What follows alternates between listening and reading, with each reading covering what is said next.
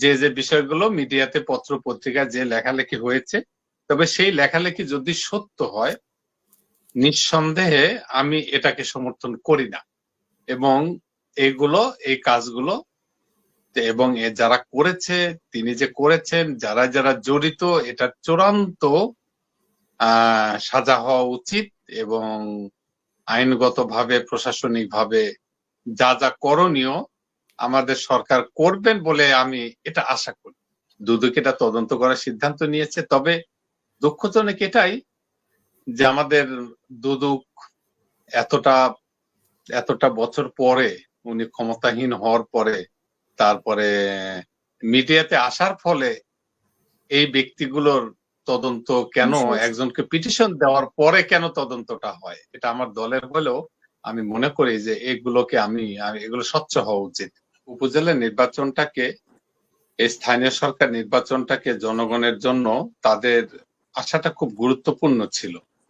তো আস্তে আস্তে কেমন যেন মনে হচ্ছে বিএনপি নিজেরা ক্ষমতার মানে এক লাফে ক্ষমতায় যাওয়ার এই প্রবণতাটা তাদেরকে এমন ভাবে পেয়ে বসেছে যে জনগণের স্বার্থ অস্বার্থ কোনো কিছুই তারা তোয়াক্কার মধ্যে নিচ্ছে না। আমার শ্রদ্ধেয় দর্শক অনেকগুলো ক্ষোভের কথা বলেছেন, ঠিক আছে, বলতেই পারেন। তবে আমার কাছে একটু অনুরোধ যে কিছু কিছু বিষয় আছে একটু বুঝে সুঝে, যেরকম আমার এক দর্শক বলে বসলেন যে প্রচন্ড মিথ্যা কথা বলি, তো ক্ষমা চাচ্ছি আপনার কাছে, কারণ আসলে এই ভাষাগুলো হয়তো বা ওনারা এই ভাষাগুলো আমরা একটু তাদেরকে আপনার পক্ষে আমরা বলে দিব আপনার দরকার আমাদের দর্শকদের যেরকম সম্মান আছে আমাদের কাছে, তেমনি অতিথিদেরও সম্মান আছে। সবাই সবাইকে শ্রদ্ধা রেখে কথা বলবেন, এমন কোনো কথা বলবেন না যে মনে ব্যক্তিগত আঘাত করে এবং ব্যক্তিগত পর্যায়ে লাগে আর কি, এরকম। জি বলেন আজাদ ভাই। ধন্যবাদ। তারপরে আমি দর্শকদের প্রতি আমি ক্ষুব্ধ নয়, আমি তাদের সবার প্রতি কৃতজ্ঞতা জানাই। যাই হোক, এখন বিষয়টা হলো যে আমি মধুকালীর ব্যাপারটা, আমি যেহেতু আমার এই ফরিদপুর উপজেলা, পাবনা জেলাতে একটা ফরিদপুর উপজেলা আছে, আর ওইটা আর আমারটা এক নয়, ওই বিষয়টা আমি যেতে চাই না। আমি বেনজির প্রাক্তন আইজি বেনজির বিষয়টা আমি যেতে চাই। ওইটা একটা জটিল বিষয়, এই জন্যই, কারণ আমাদের মিডিয়াগুলো এটাতে যায় নাই, মিডিয়াগুলোতে তেমন আলোচনা আসে না, সেই জন্যই কি আপনিও যেতে যাচ্ছেন না এই আলোচনায়? আমি আগে এই আলোচনাটায় যেতে চাচ্ছি না। যাই হোক, এই বিষয়টা হয়তো আমাদের রবি ভাই কি আমাদের মাহমুদ ভাই আলোচনায় আসবেন, আমি সেই অপেক্ষায় থাকলাম। আর আমি ওই বিষয়টা, বেনজির প্রাক্তন আইজি, ওই বিষয়টা আমি আসি। আমি প্রথমত বলি যে যেভাবে পত্রিকায়, মিডিয়াতে, বিভিন্ন জায়গায় বিষয়টা এসেছে, একটা বিষয় হলো, প্রথমে আমি বলে নেই যে অভিযোগ মানেই কিন্তু আমরা ওটাকে অভিযোগ, সেটা সম্পূর্ণ সত্য। তো আমরা ধরে নিলাম একটা অভিযোগ এসেছে তার বিরুদ্ধে, যে যে বিষয়গুলো মিডিয়াতে পত্র পত্রিকায় যে লেখালেখি হয়েছে, তবে সেই লেখালেখি যদি সত্য হয় নিঃসন্দেহে আমি এটাকে সমর্থন করি না।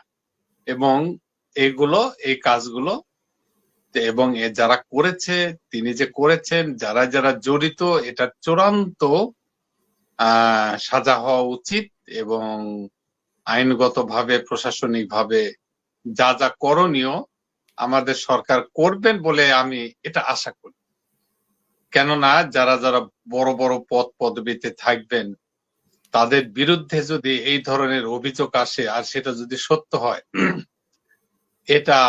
এটা আমার মনে হয় যে আওয়ামী লীগের এবং সরকারের নীতি আদর্শের সাথে সামঞ্জস্য নয়। এবং তারা সরকারের ভাবমূর্তি, আওয়ামী লীগের ভাবমূর্তি, মুক্তিযুদ্ধের চেতনা বিরোধী, বঙ্গবন্ধুর আদর্শ বিরোধী কাজ এগুলো হতে পারে। আমি এগুলোকে সাপোর্ট করি না। তো তবে পাশাপাশি আমি এটুকু বলবো যে এইমাত্র অভিযোগ এসেছে, তারপর ব্যারিস্টার সুমন তিনি একটি পিটিশন করেছিলেন দুদকে, সেই দুদকের পিটিশনের প্রেক্ষিতে এই দুদক তদন্ত করবে বলে একটা সিদ্ধান্ত নিয়েছে, এটাকে আমি সাধুবাদ জানাই। তো যে তদন্ত হবে, এবং আমি আশা করি যে এটা সুষ্ঠু তদন্ত হবে, জনগণ যেন এই তদন্তের জন্য মানে খুশি থাকতে পারে। আমাদের দেশে আবার পাশাপাশি এই কথাটাও আমাদের বলতে হবে যে আমাদের দেশে অনেক কিছু কিন্তু, আমি যদি প্রশ্ন করি বেনজিরের বিষয়টা আজকে মিডিয়া আসলো কেন, তো বিষয়টা তো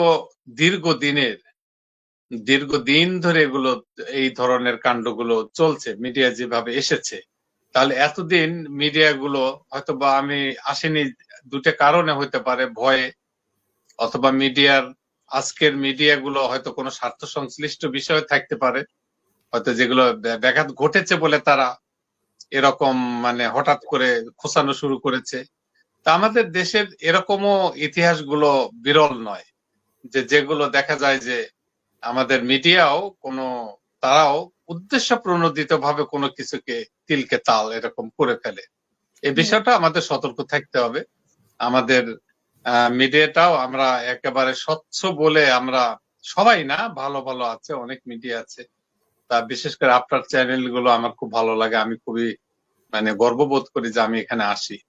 তো এবং সেটা আমরা যতই আমরা আলোচনা সমালোচনা আমার সরকারের পক্ষে বিপক্ষে, এটা হতেই পারে, এটা সুন্দর আলোচনা, যেরকম মাহমুদ ভাই খুব অনেক কিছু বললেন তার আলোচনায়, মানে একেবারে সমগ্র আলোচনা জুড়েই ছিল আমাদের মানে বিরুদ্ধচারণ।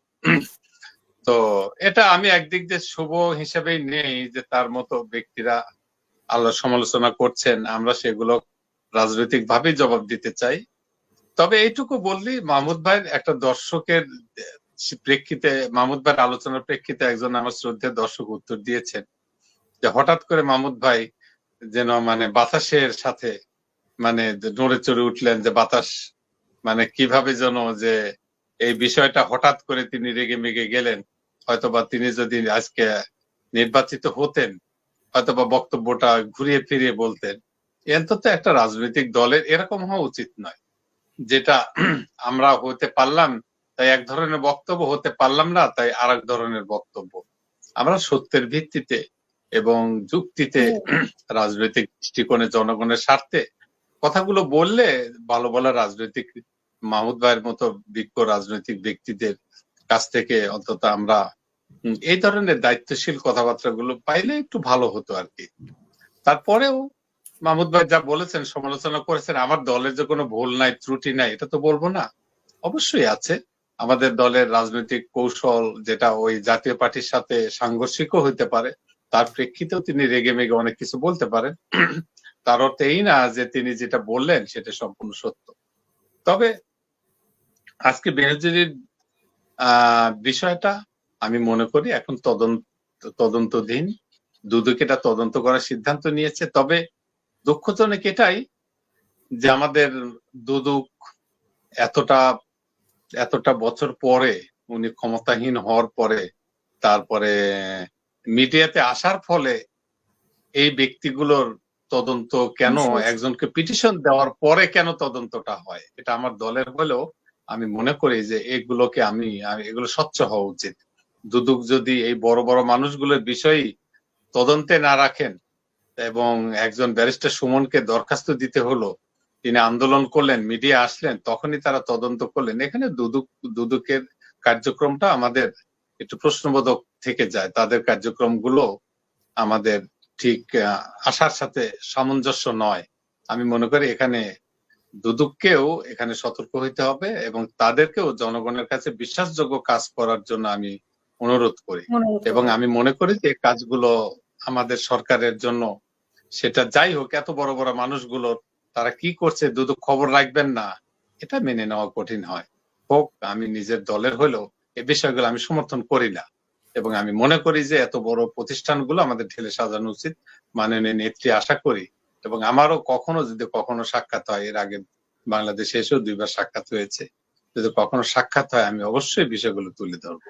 আমি মনে করি যে এই নির্বাচন বর্জনের কালচার গুলো আমাদের পরিবর্তন হওয়া দরকার। বিশেষ করে আমি হতাশ হয়েছি বিএনপির অন্তত স্থানীয় সরকারের নির্বাচনে অংশগ্রহণের মাধ্যমে মূল ধারা থেকে সরে না যাওয়ার সুযোগটাকে হাতছাড়া করায়। তো আমি মনে করি যে এখানে উপজেলা নির্বাচনটাকে, এই স্থানীয় সরকার নির্বাচনটাকে জনগণের জন্য তাদের আশাটা খুব গুরুত্বপূর্ণ ছিল। তো আস্তে আস্তে কেমন যেন মনে হচ্ছে বিএনপি নিজেরা ক্ষমতার মানে এক লাফে ক্ষমতায় যাওয়ার এই প্রবণতাটা তাদেরকে এমন ভাবে পেয়ে বসেছে যে জনগণের স্বার্থ অস্বার্থ কোনো কিছুই তারা তোয়াক্কার মধ্যে নিচ্ছে না। তা আমি মনে করি যে এই ভুল সিদ্ধান্তটা জাতির ক্ষতি করবে, গণতন্ত্রের ক্ষতি করবে, দুর্নীতিকে উৎসাহিত করবে, ঘুষ দুর্নীতিকে উৎসাহিত করবে। আমাদের দেশে সার্বিকভাবে এই ক্ষতটা পূরণ করতে আমাদের অনেক বেগ পেতে হবে, যার জন্য বিএনপি তাদের শুধুমাত্র ক্ষমতায় যাওয়ার লোভটার কারণে এই ক্ষমতাগুলোর আমরা যে ক্ষতির সম্মুখীন হব তার জন্য তারা অনেক অংশেই দায়ী হবে। আমি মনে করি যে বিএনপিকে তাদের জনমুখী হওয়া দরকার, নির্বাচনমুখী হওয়া দরকার, এবং এই গোল ধরে থাকাটা আমাদের অনেক ক্ষতি হচ্ছে। এবং আমি মনে করছি বিএনপি এই ধারা থেকে সরে আসবে এবং এই জনগণের এই সমস্ত স্থানীয় সরকার নির্বাচনে তারা একটা শক্তিশালী অবস্থান নিয়ে এই জনগণের উপকার করবেন বলে আমি তাদের প্রতি বিনীত অনুরোধ জানাই। যদি সে সময়টা নাই, পরবর্তী ধাপে হয়তো বা সময় আছে, দুটা ধাপে আর সময় নেই, তো তারপরে আমি মনে করি বিএনপি এই ভুল রাজনীতির কারণে দেশেরও ক্ষতি হচ্ছে, গণতন্ত্রের হচ্ছে, এবং শেষমেশ বিএনপি নিজেদের আস্তে আস্তে আস্তে আস্তে এই যে আমার নির্বাচনে আমি তো দেখি যে অনেক বিএনপি লোকজন সরে এসেছে, আবার অনেক বিএনপি আমার এখানে তাদের বিএনপি নির্দেশ অমান্য করে তারা কিন্তু নির্বাচনে অংশগ্রহণ করেছে। ধন্যবাদ।